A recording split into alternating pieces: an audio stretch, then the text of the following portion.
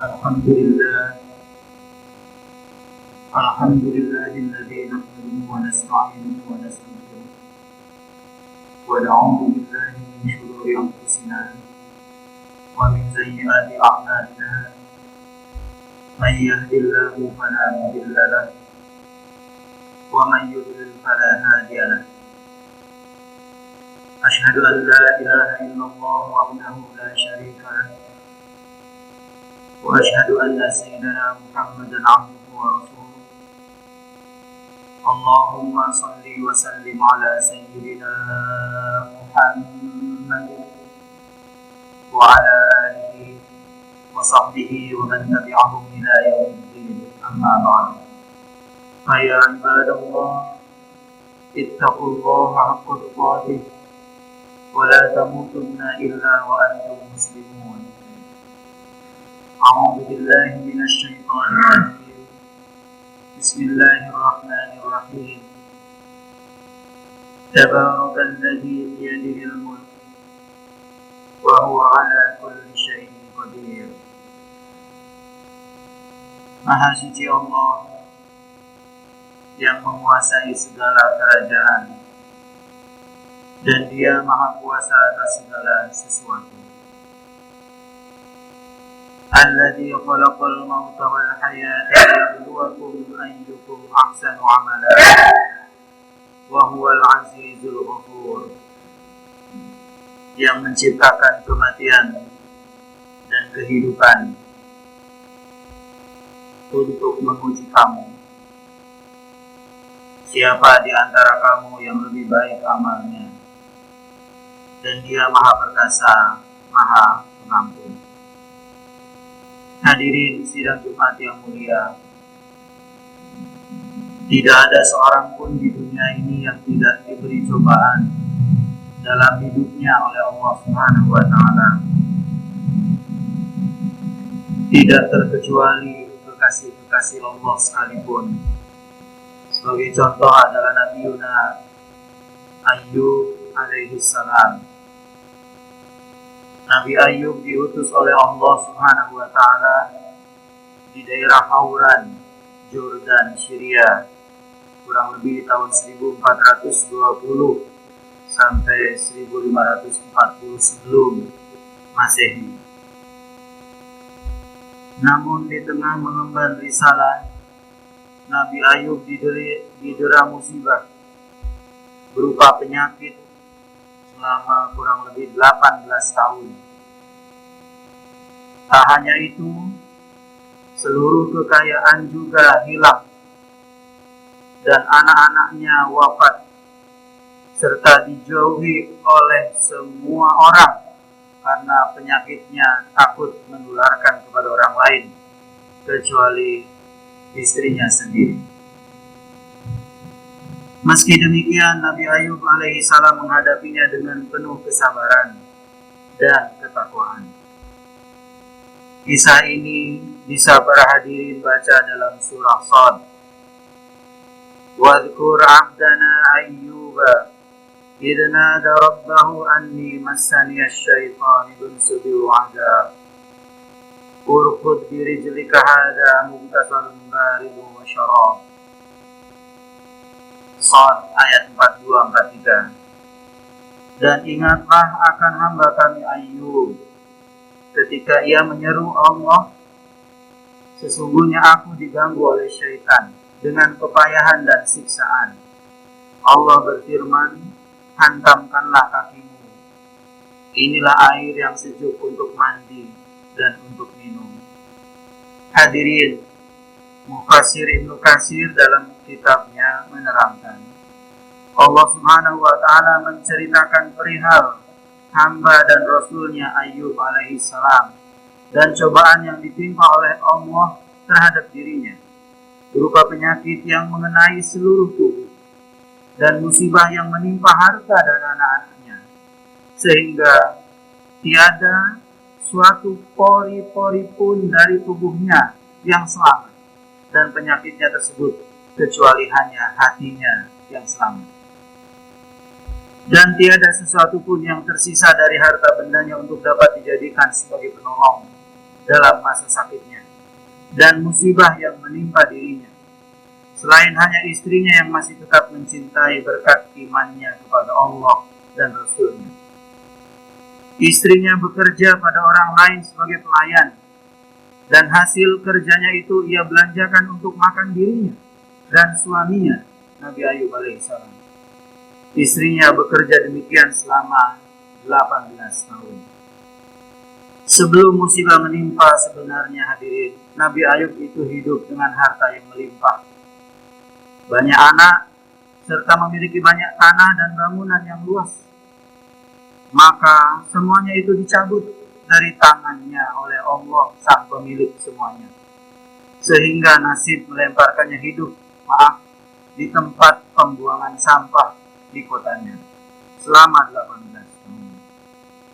Ibnu Jarir dan Ibnu Hatim mengatakan telah menceritakan kepada kami Yunus Ibnu Abdul A'la, telah menceritakan kepada kami Ibnu Wahab, telah menceritakan kepada kami Nafi Ibnu Yazid, dari Aqil, dari Ibnu Syihab, dari Anas Ibnu Malik mengatakan bahwa Rasulullah SAW, Nabi kita pernah bercerita, sesungguhnya Nabi Ayub alaihissalam menjalani masa cobaan selama 18 tahun. Hadirin yang mulia, semua orang baik yang tadinya dekat ataupun jauh tidak mau dekat lagi dengannya selain istrinya.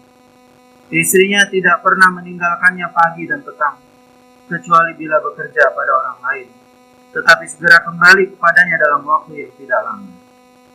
Disebutkan bahwa Nabi Ayub apabila menunaikan hajatnya atau buang air, selalu dituntun oleh istrinya, dan apabila telah selesai, istrinya kembali menuntunnya ke tempat ia berada.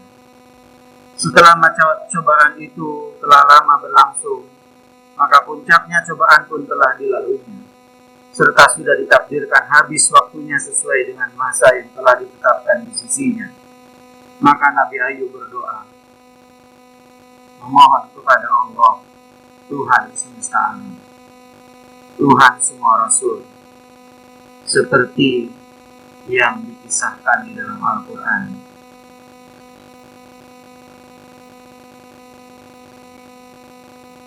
Anni massaniyad-dur wa anta arhamur rahimin. Semoga ini menjadi bacaan doa-doa kita di hari-hari ini. Ya Allah, sesungguhnya aku telah ditimpa penyakit, dan Engkau adalah Tuhan yang Maha Penyayang di antara semua yang penyayang. Surah Al-Anbiya ayat 83. Menurut suatu pendapat, makna yang dimaksud ialah penyakit yang menimpa tubuhnya dan tersiksa karena kehilangan harta benda dan anak-anaknya. Maka setelah itu Allah yang Maha Pelimpah Rahmat mengabulkan doanya. Kemudian Allah memerintahkan kepada Ayub untuk bangkit dan dari tempat duduk, lalu menghantarkan kakinya ke bumi. Nabi Ayub melakukan apa yang diperintahkannya. Maka Allah Subhanahu wa Ta'ala menyumberkan mata air dari bekas injakan kakinya itu, dan Allah memerintahkan kepadanya agar mandi dengan air dari mata air itu. Maka lenyaplah semua penyakit yang ada pada tubuhnya, dan tubuhnya kembali sehat seperti semula.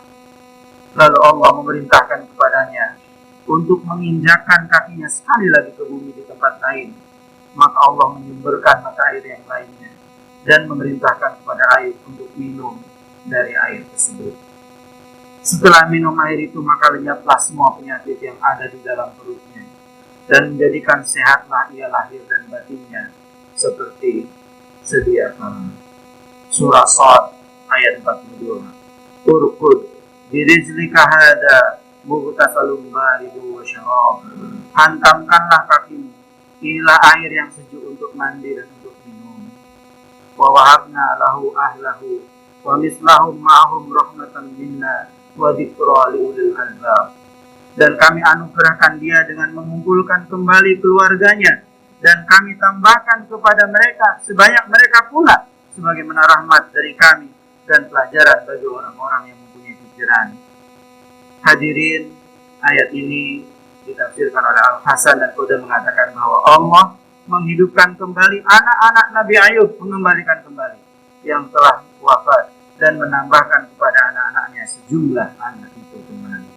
Sehingga kembalilah Nabi Ayub sehat dan kembali pula berkumpul dengan keluarganya.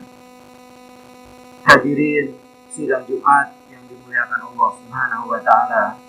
Mudah-mudahan ujian yang terus berlangsung hingga saat ini, kisah Nabi Ayub menjadi penyemangat kita untuk tetap mendekatkan diri kepada Allah. Karena mungkin kita lupa kepada Allah. Kita hanya mengurusi apa yang kita merasa tahu.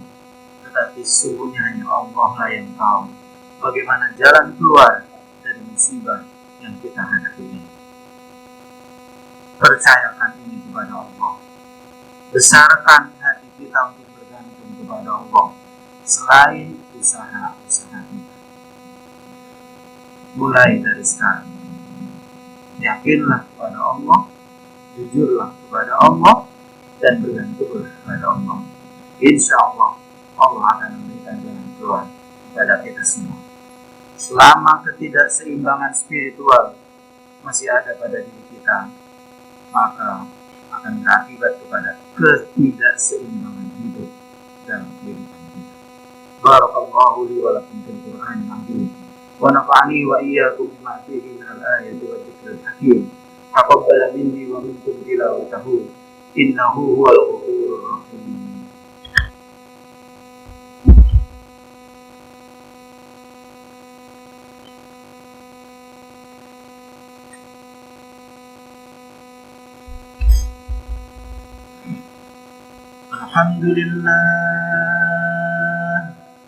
Alhamdulillahilladzi arsala rasulahu bil huda wa dinil haqq liyudhhirahu 'alad dini kullih wa kafaa billahi shahida. Ashhadu an la ilaha illallah wahdahu la sharika lah wa ashhadu anna sayyidana Muhammadan 'abduhu wa rasuluh. Allahumma salli wa sallim ala sayyidina Muhammad wa ala ali sayyidina Muhammad. Wa ya ibadallah, usikum wa nafsi bittaqwallah, faqad fazal muttaqun. A'udzu billahi minasy syaithanir rajim. Inna Allah wa malaikatahu yusalluna 'alan nabi ya ayyuhalladzina amanu sallu 'alaihi wa sallimu taslima. Allahumma salli wa sallim ala sayyidina Muhammad wa ala ali sayyidina Muhammad.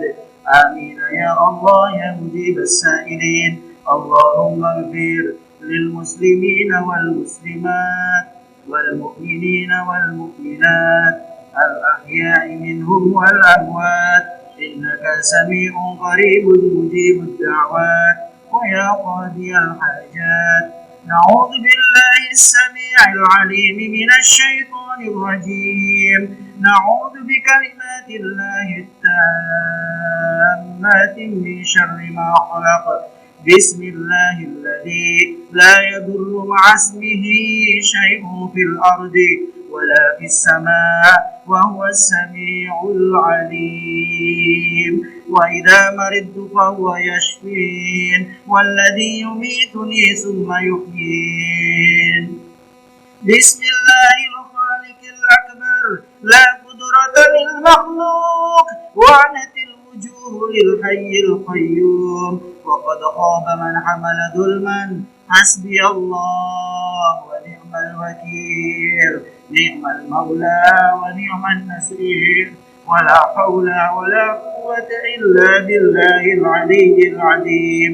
قل أعوذ برب الفلق من شر ما خلق من شر ما خلق من شر ما خلق ومن شر غاسق إذا وقب ومن شر النفاثات في العقد ومن شر حاسد إذا حسد ربنا آتنا في الدنيا حسنة وفي الآخرة حسنة وقنا عذاب النار. عباد الله إن الله يأمركم بالعدل والإحسان وإيتاء ذي القربى وينهى عن الفحشاء والمنكر والبغي يعظكم لعلكم تهتدون فلذكر الله أكبر. أقم الصلاة.